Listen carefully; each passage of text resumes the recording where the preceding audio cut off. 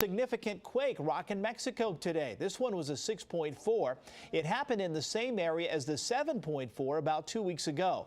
Julio Vaqueiro is our Telemundo partner reporter in Mexico City tonight. He joins me once again with the very latest. Always good to see you. Thanks for joining us. Thank you, Brent. Thank you. It's a pleasure. First, bring us up to date on where this new quake hit and if there's been any kind of significant injury or damage because of this latest one. Okay. Officials describe this new quake as an aftershock of the 7.4 magnitude earthquake that shook Mexico on March 20th. It was felt in today's earthquake was felt in the south of the country, and the epicenter was very close to where the epicenter was 2 weeks ago. So it was very close to a small town called Ometepec in the state of Guerrero in the Pacific coast, and this area has been seriously affected by earthquakes during these last days. Fortunately, this time no serious damage was reported, no injuries, no casualties so far. And in Mexico City, we felt it very strongly.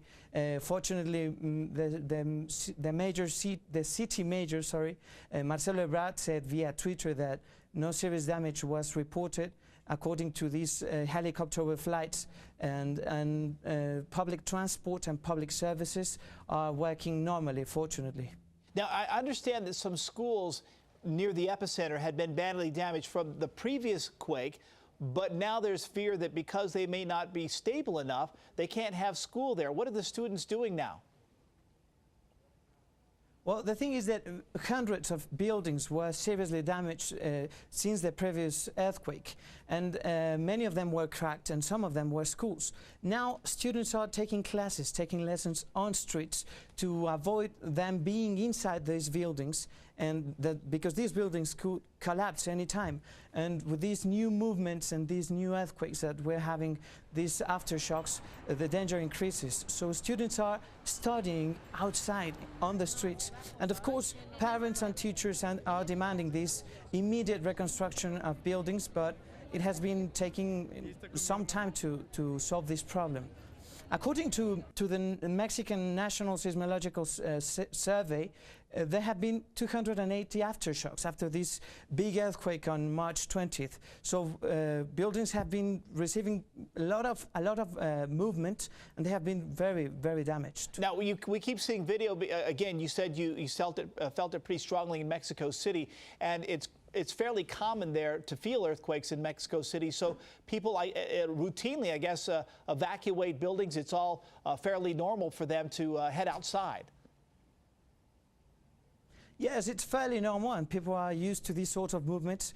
Today, office towers rocked back and forth, and people evacuated in a very calm way. However, many other people do panic, because what happens in Mexico City is that people remember what happened in the 1985 earthquake, an 8.1 magnitude earthquake, which killed more than 10,000 people. And many people remember that, and of course, many people panic when these sorts of movements take place. However, we are used to it, and we did evacuate in a very calm way, and that's the main reason why we didn't have casualties on March 20th, nor today. Can you tell me a little bit about the recovery effort? I know that in those big earthquakes, it takes a long time. We've seen that in many places around the globe. Are people able to get around? Can they go to work? Do they have the food and water they need? What's the situation near the epicenter? Well, yes, of course people are getting water and food. However, many people are sleeping outside their houses. They are sleeping on the streets because, as I said, hundreds of houses were damaged after this first earthquake, and they haven't been recovered. So people are sleeping outside. The thing is that this will take time. An earthquake close to this epicenter took place in November last year, and people who were affected by that earthquake are still sleeping outside their houses.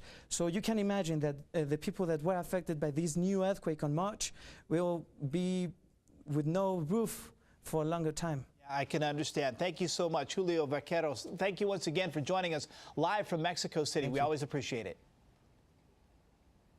Thank you.